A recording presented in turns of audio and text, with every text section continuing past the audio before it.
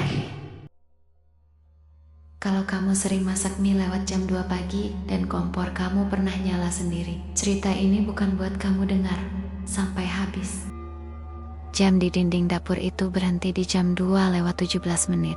Bukan, rusak. Baterainya baru diganti kemarin sore. Aku tahu, karena aku sendiri yang menggantinya. Malam itu, seperti biasa, aku sedang masak mie instan di dapur kos. Kos tua, 2 lantai, bangunan peninggalan tahun 80-an, dapurnya sempit, lantainya lembab, dan bau minyak goreng selalu bercampur dengan bau apek tembok yang tidak pernah benar-benar kering. Sambil nunggu air mendidih, aku pasang headset, playlist random. Aku sendirian, penghuni lain jarang keluar malam. Tiba-tiba, air di panci berhenti mendidih. Api kompor masih nyala, biru, stable. Aku mendekat, dan di permukaan air itu, aku melihat bayangan wajah. Bukan wajahku. Aku refleks mundur. Panci itu langsung bergoyang sendiri, seperti ada yang mengaduk dari dalam. Dan dari arah belakangku, ada suara pelan, sangat dekat dengan telinga. Lanjutkan, jangan berhenti. Aku kabur ke kamar, mengunci pintu. Jantung rasanya mau pecah. Kupikir itu cuma halusinasi karena capek. Sampai keesokan paginya, ibu kos memanggilku. Mukanya pucat, tangannya gemetar. Semalam Mbak ke dapur ya? Sekitar jam 2. Aku mengangguk. Ibu kos menelan ludah, lalu berkata pelan. Sehat dulu, dapur itu tidak boleh dipakai lewat jam 2. Kosan ini pernah jadi tempat ritual. Cerita sebenarnya baru aku tahu seminggu kemudian. Dari Pak RT dulu. Sebelum kosan ini direnovasi, tempat ini rumah keluarga. Anaknya perempuan, pendiam.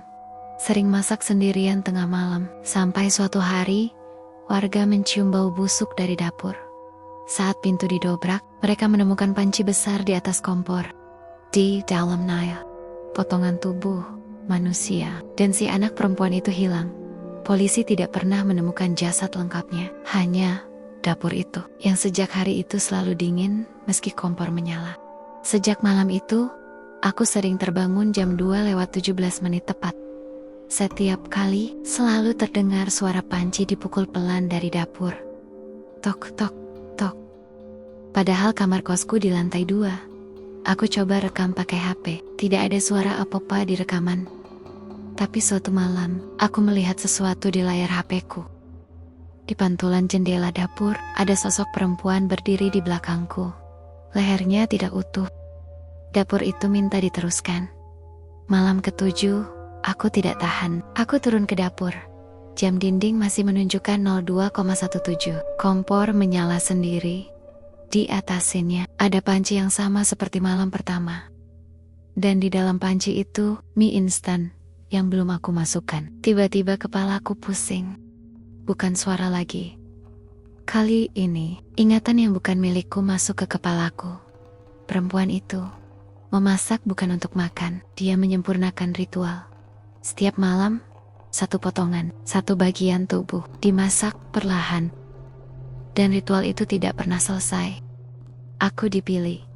Tanganku bergerak sendiri, mengambil pisau dapur. Di pantulan kaca lemari, aku melihat wajahku sendiri tersenyum. Tapi mataku bukan milikku. Kamu yang terakhir, tinggal sedikit lagi.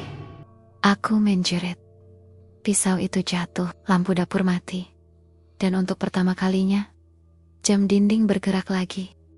Akhir yang tidak selesai. Aku pindah kos keesokan harinya, tanpa pamit. 2 bulan kemudian, aku dengar kabar, penghuni baru meninggal mendadak di dapur. Katanya terpalset, kepalanya terbentur panci. Jam dinding dapur berhenti di 02,17. Sampai sekarang, dapur itu masih dipakai. Masih ada yang masak tengah malam. Masih ada yang bilang cuma mitos. Tapi di tempat-tempat tertentu di Indonesia, ada ritual yang tidak pernah boleh berhenti. Karena kalau berhenti, dia akan mencari pengganti. Dan mungkin malam ini yang sedang masak mie sambil dengar cerita horor adalah kamu.